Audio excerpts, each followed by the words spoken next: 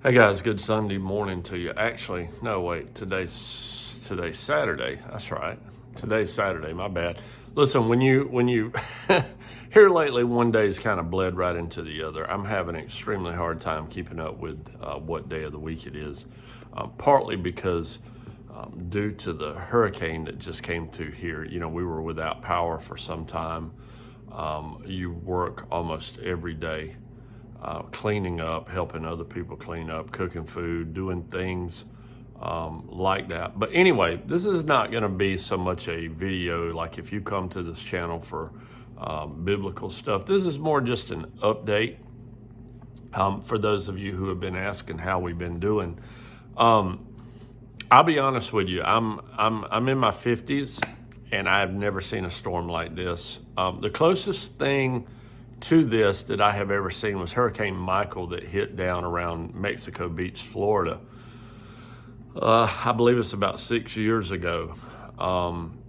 That was a lot of devastation, but Mexico Beach is a rather small town. It's a very small little beach community.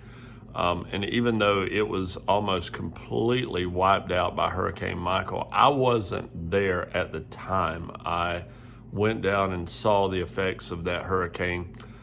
Probably a year after it happened. The whole city, or town rather, it's a small town, was completely just decimated. There were very few things there that looked familiar. However, I've never in person been through anything like this hurricane that just hit Valdosta, Georgia. Now we live we live out in the country on the outskirts of Valdosta, and I'll just give you a little bit of a play-by-play of how the night went. One of the things that you absolutely hate is if a hurricane comes in the middle of the night, because the darkness of the night, especially when you live out in the country, you don't have access to lights, city lights, street lights, things like that. So it's very dark out here already. The hurricane came in. We were sitting around watching some videos. In fact, I think we were watching Tudor Alexander's video on biblical cosmology.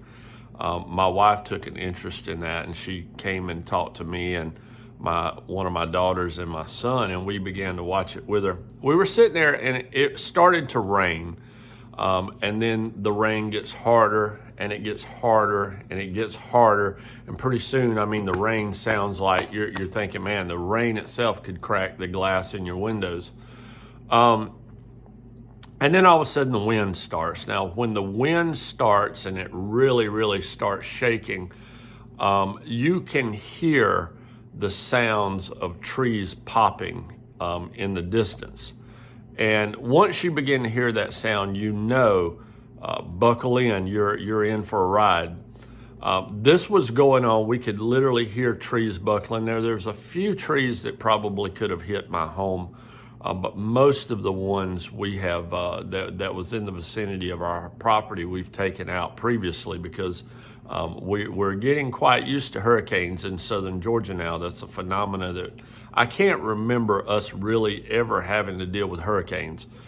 For all my life as a child, I remember hurricanes coming up. We would get rain, we would get hard wind. Occasionally we'd get a power outage for a couple hours, maybe at most. Nothing like the devastation that Valdosta has experienced in the last 2 years. We had a hurricane last year that came through and just destroyed this place. But this hurricane said, I think I can top that. So we're sitting in the house. I guess it was around midnight, and literally the house is shaking. You hear things outside, trees snapping, things falling. And, it's in the dead of night when you can't see what's going on, the intensity of that, it increases. One of my sons, actually, I think he could sleep if he were caught up in a tornado. He slept through the whole thing and bothered him a bit, man. He's just like, I'm going to bed. Y'all tell me about it in the morning. My youngest son was absolutely scared to death. So we brought him into the living room, and my wife and I and my other daughter, we all sat in the living room, and we were just kind of chit-chatting and talking, and then the power went out. So we have lights that work without the power. They're like those rechargeable lanterns. But anyway, we turned some light on, and we're sitting around, and this thing just continually, the sounds, the wind, the rain, all of this stuff just continued to intensify to the point that we moved to a central location in the home.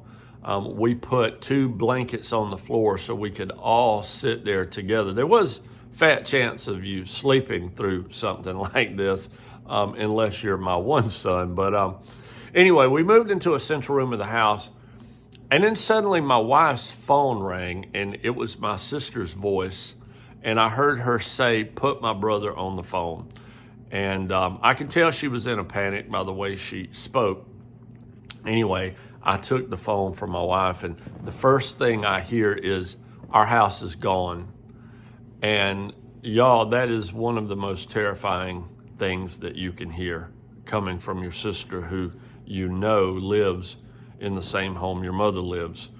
My parents had a tree, an oak tree on their house that literally you couldn't haul it away in 3 semi-trucks. It was huge. This tree is probably 60 years old. I remember pruning for the first time when I was a mere child of around 12 years old. I was so excited. My uncle from Tennessee was one of my favorite uncles, came down, and he had a chainsaw, and I was like 10, 12 years old maybe. I was so excited my uncle was going to teach me how to run a chainsaw, and so he let me help prune. I remember that from my childhood, and this tree is incredibly big, and I knew if that tree fell, it was going to be bad. I'd tried to get my folks to cut this tree down for years, but it had gotten so big that the cost of having it cut down just became unaffordable. For whatever reason, they did not cut it down. For their safety, I mean, we could have, all of us would have contributed to cutting that tree down, but for whatever reason, they didn't want it down. But it came down. It came down in the middle of the night. It absolutely crushed half of the house. At this time, there is nothing I could do. I mean, literally, there's nothing. You can't get out on the roads and drive like this. I mean, the wind gusts that fast will turn automobiles over. These things will move houses off of their foundation and set them in your neighbor's yard. You don't want to be out driving a vehicle in this. So there was nothing, literally nothing that we could do but gather together as a family and pray for a miracle. Now, the miracle that we prayed for had already happened. We did not know that. My mom was laying on her bed when this tree that was so big around, if 3 adults spread their arms out as wide as they could and put their chest up against this tree, I don't think we could reach around the entire thing. It fell on the roof right above her bedroom. In fact, the tree came down. My mom's bed's here, and the tree stopped just above her bed. She was able to get out and walk out of it literally unscathed. I think she had a slightest bruise on her arm, but otherwise completely okay. The fire department did go over, and of course, when something like that happens, you have a great deal of concern. The fire department did go over and check on my mom. And my sister and I stayed in contact over cell phone. There was no way at the time I could get to them, so I was like, stay in touch with me. The fire department is just amazing to me that they can get those big trucks out in a hurricane, but they do if you're not under a mandatory evacuation, which we weren't. And so they were able to check on them, make sure that they were okay, and they chose to stay put. In the house. There was a part of the home that they could stay in that was unaffected. Needless to say, it was a very, very frightening night. You just don't know what to expect. When I got to my mom's house the next morning, when the sun came up, and my neighbor, I have good neighbors, y'all. I really do. I have good neighbors all around me. We are so blessed. with the neighborhood that we live in. We're extremely blessed. The neighbors here, they have been very, very good to us. One of my neighbors called me that morning. He said, "Hey, man, you want to come over here and get some coffee?" And I thought, oh, praise God. I mean, it's the little things, man. It really is. It's the little things that are such blessings. I love coffee. I mean, I'm a coffee drinker. I drink coffee. I like the taste of coffee. I drink regular decaf. It doesn't really matter to me. I just like the taste of just black coffee. No fancy flavoring, none of that. And my buddy goes, "We got a generator over here and we got a coffee pot running." And so I told him, I'm kind of particular in my coffee, though. I said, "Hey, would you mind if I just brought my coffee cup, my pot over there and made a pot, you know?" And he was like, "No, that's fine." So he and his wife, we went over, we visited with them a little bit. And one of the things that we noticed is that we had very, very minimal damage, both myself and my neighbor. We had, a lot of limbs and things like that down. As of yet, I hadn't seen my mom yet. I told him, I said, "I really got to rush. I've got to go over. I know she's okay, but I need to go over and assess what's going on." So we got our coffee. We got it made. We left immediately. We went to my mom's house. Traffic is horrendous after a hurricane because there's no red lights. There are some people that can act in a very humane, dignified manner when these things happen. And then there are others. There are others that very much test the authenticity of your religious faith, especially if you have a background of fighting like I did. Sometimes that temptation comes back. There are idiots that think the whole world revolves around them in traffic. And so one of the things that I prayed, apart from Lord, help us with my mother, was, Lord, please don't let me lose my temper and my testimony all in the same day. I seen a lot of stuff out there. I thought before it was over we were going to end up seeing some people get shot because just the road rage was crazy. But we made it over to my mother's house safely. We did get in no arguments or fight. And again, it boils down to just being respectable and treating people the way you would want to be treated. We are all in this emergency together. And it works better when we work together and don't isolate ourselves because of some entitlement that you think you may have. However, we got to my mom's house and I saw this tree for the first time. And y'all, I'm telling you, man, this is a home that I was brought into as a child. This is my childhood home. This is where I crawled around on my hands and knees as a child, building Lego houses and pushing Hot Wheel cars. This is the home where I learned to play guitar in my teenage years and left to go on the road with the band that I played in for a good bit of time. This was every memory that I had up until getting married was surrounded by this home, and now this huge oak tree is laying on it. I have to say that the damage was probably more minimal, but it was a wreck. I mean, it had been rained in and all this stuff. And I remember rolling up and just seeing this huge tree laying on my mom's house. And then, here's me, and I'm looking at this thing. You're like David versus Goliath. Like, what in the world are we going to do? What can we do? I mean, my little chainsaw, I've got an 18-inch steel. My chainsaw ain't going to do this.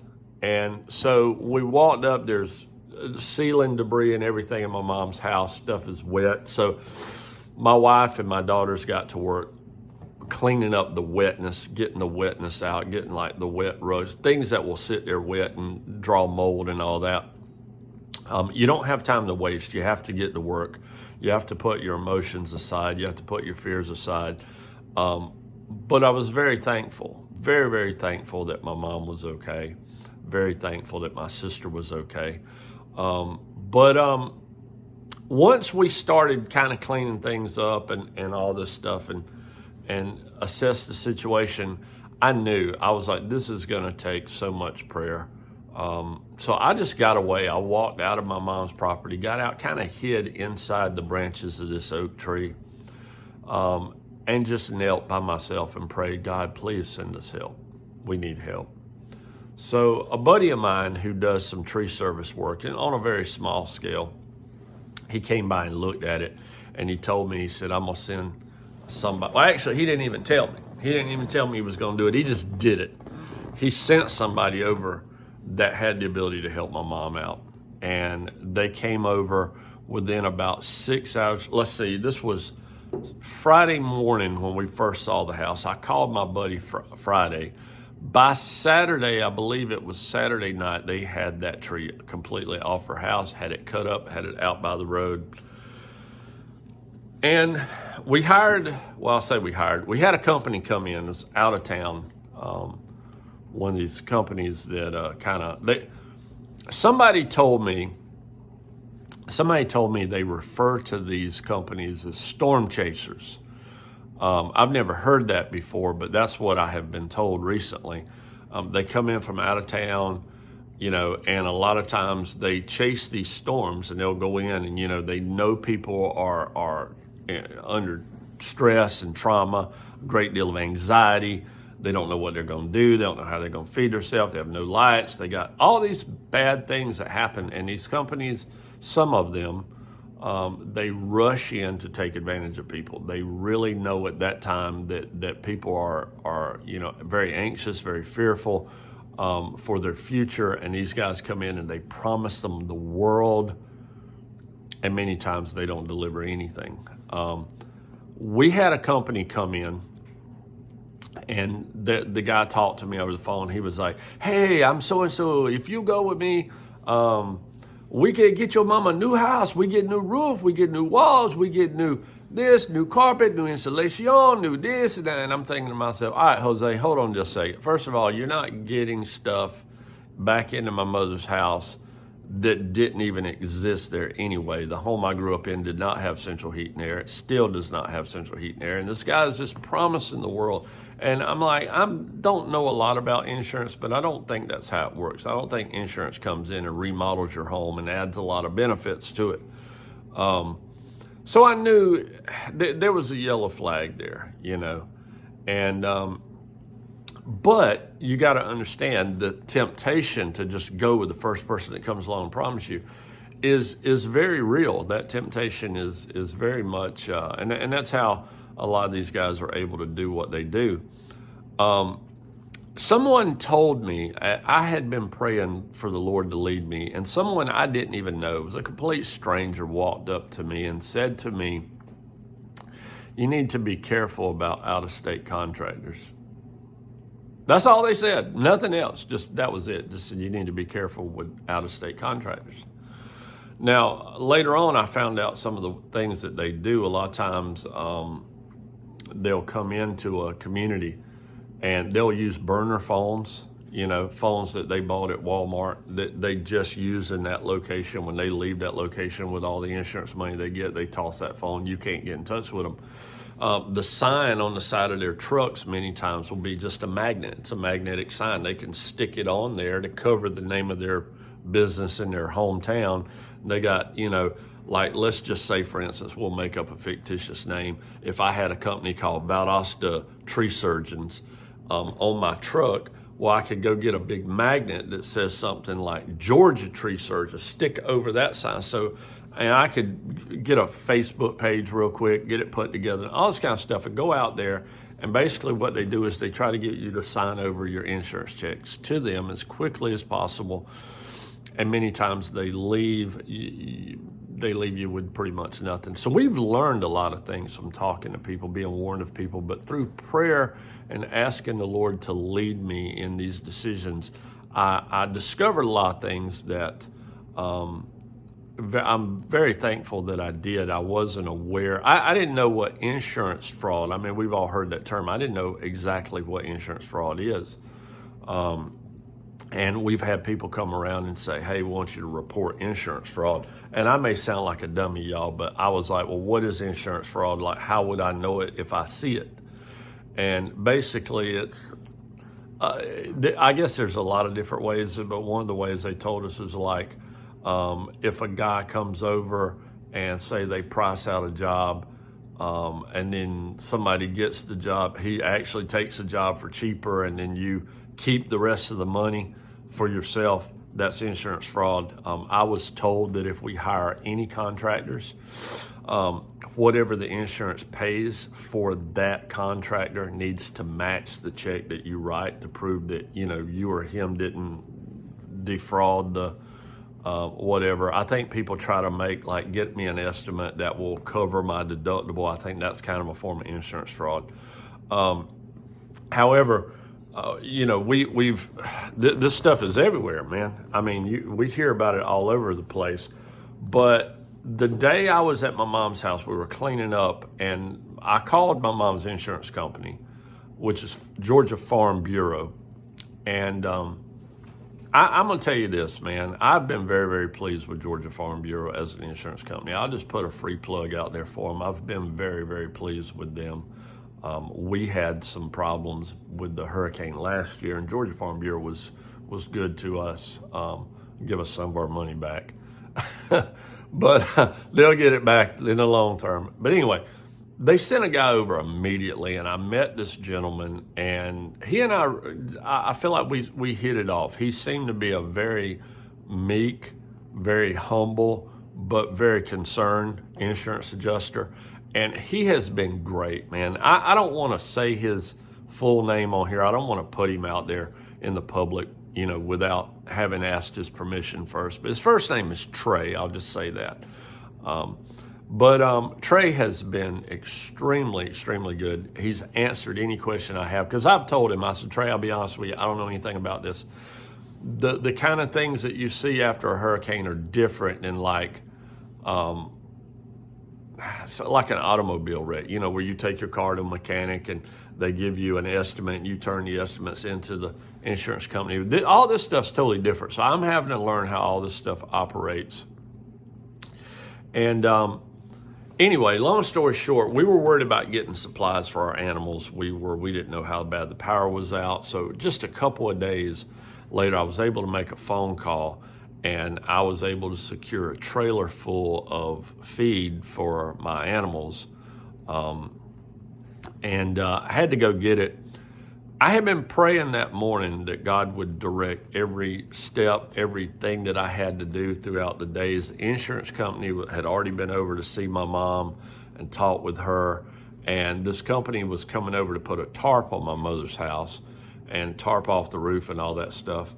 And so I thought, well, today I'll take the day to go get my feed and come back. And so as I was driving back, I was praying, Lord, I need to be led by you in the smallest of details in order to do the best job that I can for my mom.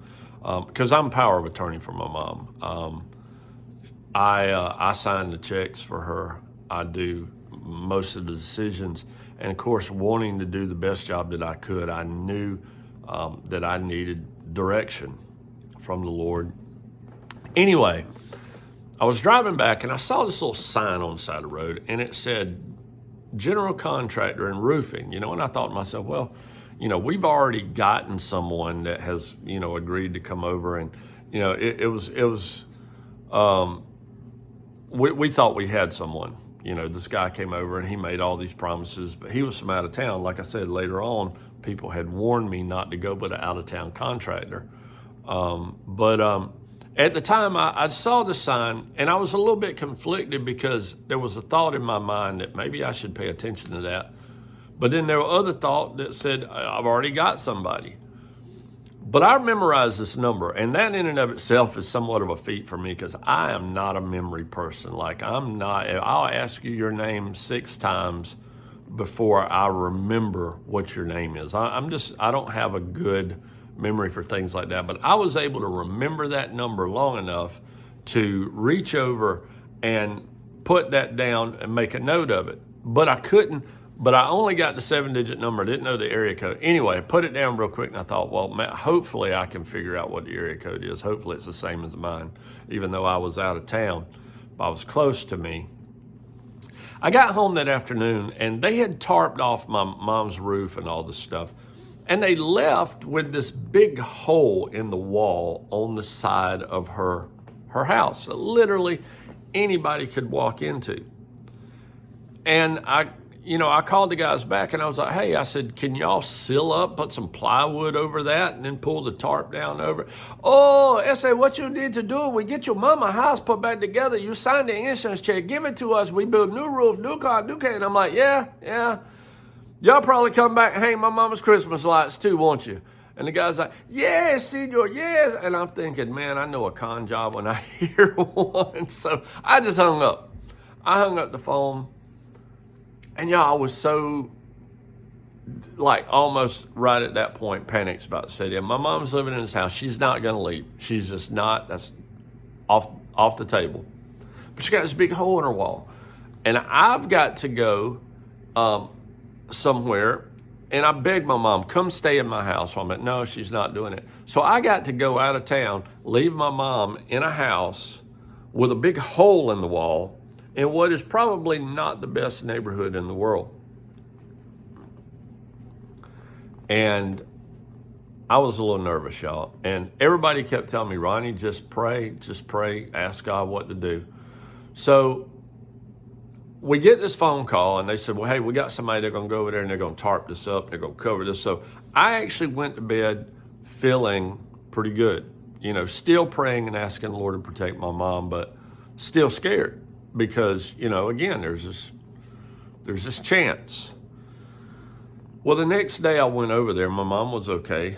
My sister was okay. But this hole in the side of her house was still there. The company didn't do anything about that. So I called the guy up and I told him, I said, listen, man, they got this big hole in the side of their house. Anybody could walk through there. And he started this whole, hurry up, sign the check over to me. And this, we ain't even got a check yet, but hurry up and do this. And so I just sat down and cried out to the Lord, Lord, please help me. I need help. And this phone number came back into my memory immediately. I looked over, I called this number. To make a long story short, I called, I believe the company is called J&J Construction out of Moultrie, Georgia, not too far from where I live. And I was talking to the guy and telling him what was going on. They sent somebody that day. And I thought, there is no way. It would literally take a miracle of God because everybody right now is so busy. Tarping roofs, getting trees off houses. All the construction companies right now are busy. They sent someone that day. The guy came over, he looked at it, he analyzed it. He said, Ronnie, it would take a miracle, but we'll try to be back over here on Saturday. And he said, that's as soon as we could get to you. Now, this was like Tuesday. This was like, I think on Tuesday. And I could be wrong about that. Like I said, the days all start flowing together. We gathered together again and prayed, God, please send them quicker. It's like every day there's this whole, I actually took my sister a firearm. They don't like guns. I took them one and I was like, you know what? You got a hole in the side of your house. You're refusing to leave. Somebody could walk in here on you in the middle of the night. If you don't protect yourself, it will not be because I didn't provide you the necessary tools. They wouldn't even let me stay there because my mom has dementia. And if you've ever dealt with someone that has dementia, that familiarity means everything to them. Having someone in the house that's normally not been in that house, especially like in my case, I haven't stayed there for 25 years. It would make things very difficult for her. So Thursday, the guy messages. I messaged him Wednesday night. I said, any more word of when you're going to be there? He said tomorrow, 8:30 a.m. And I was like, wow, that's 2 days earlier than they originally told us. And I was like, that's awesome. That morning I got up and went straight to my mom's house. I wanted to be there. They sent a crew over there, and y'all, this crew, there were two Mexican guys, and that's kind of funny. I walked out, and I used to go to a missions church that did foreign missionaries. And in fact, there's a church I met Paul Washer, because one of the missionaries was from Peru, where Paul Washer was once served as a missionary. But anyway, I walked up to the guy, and I kind of tipped my hat and said, "Buenos dias, senor." He said to me, "Good morning, how are you?" And I said, "Oh, you speak you speak English? Okay, good, because we don't want to exhaust them 7 words I know in Spanish, But anyway, so I was able to talk to the guys. They did an incredible job tarping off my mom's house. It was absolutely, they did a good job. The insurance company, everybody right now has been good. We have been so incredibly blessed with the speed. I expected this to be a long drawn out thing, and thankfully, at least up until now, it has not been. We still got a long road to go. We got to get the house rebuilt, but things are moving along. We are praying that this can be finished before the real cold weather comes, because again, my mother's not going to leave this house.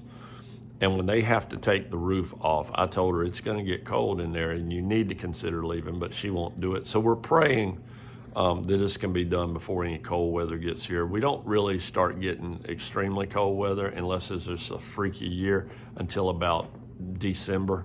So we've got a little time to work with. As far as me, y'all, I can tell you this. If you have never experienced God's blessing to the degree that you almost feel guilty for having them, then you probably won't know what I'm talking about. There have been times through this process, God has been so good to me, I just felt like, I just felt convicted for even being blessed in such a way. But we forget that's what grace is. It's unmerited favor to a degree that is just sometimes overwhelming.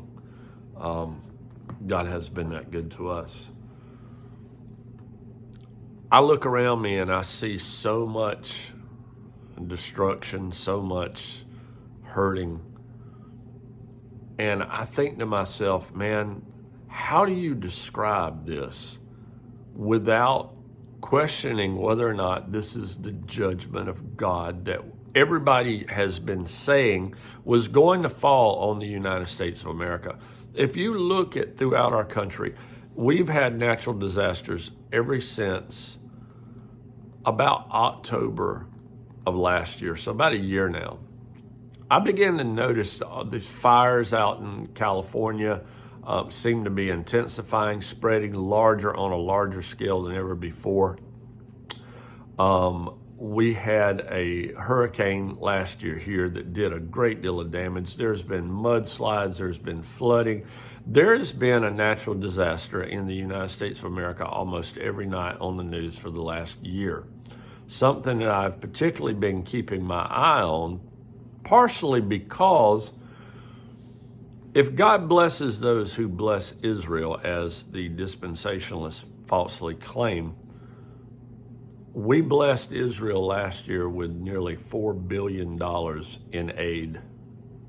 And our nation has been destroyed by natural disasters ever since the beginning of this war that just went on. So if that is true, as the dispensationalists teach, they believe that America will always be blessed by God as long as we are blessing Israel, then why does it seem that our country is under the judgment of God, despite all the billions of dollars we have sent to Israel in aid? I think our country, our part of the country right now, is feeling a little bit about what it would be like to be a Palestinian. Homes destroyed, no power, no food, not knowing where their next meal is coming. Those people feel probably in Palestine right now very much like the people in the southern part of the United States right now feel after experiencing these two really bad storms within 2 weeks of one another. But I've seen God be good to his elect. And I am standing here right now telling you that God blessed me in such ways that I couldn't tell you with a straight face and dry eyes. But I tell you one thing that we do need to pray for, and I don't think it's impossible. I mean, God can do anything he wants to do. We know what the prophecies say, and I do feel like that our nation is experiencing birth pangs. Perhaps the whole world are experiencing those birth pangs. They do seem to be getting closer and closer together, and the intensity seems to be picking up. But you know, I don't doubt that God could send revival still to a country, an awakening of sorts. Many times they come on the heel of natural disaster. And I think we should pray that God would send prophets to warn our nation boldly, and that despite the opposition that they will most certainly face, that God's Spirit would move about this country to create a genuine work of revival, not a counterfeit one like what they are trying to persuade us is happening in this ecumenical nonsense. Anyway, that's what's going on. That's how I've been doing. These are the thoughts I'm thinking. If you want to pray for me about anything, really just pray for me that God would lead me to do the best job I can for my family, again, to wade through all this insurance mess. And not mess, I mean, my insurance company, again, have been good, but there's a lot of sharks that come up on land during a hurricane, but they're not necessarily the kind that swim. So anyway, thank you guys for watching. For those of y'all who messaged me and wondered how we were doing, hopefully we'll get back to our Elder series. I know there's some questions some of you guys have had. I'm finally getting relaxed. Today's Saturday. I'm looking forward to maybe watching some football. I'm not drinking coffee, for those of y'all who are wondering. Saturday, I'm drinking tea. But anyway, thank you guys for watching. We'll get back to some of that stuff. And, man, pray for the people down in Florida, guys, down there around Tampa, Pinellas. I have a lot of friends down there, and I have some I have not heard from yet. So you guys keep those people in prayer, and thank y'all for watching.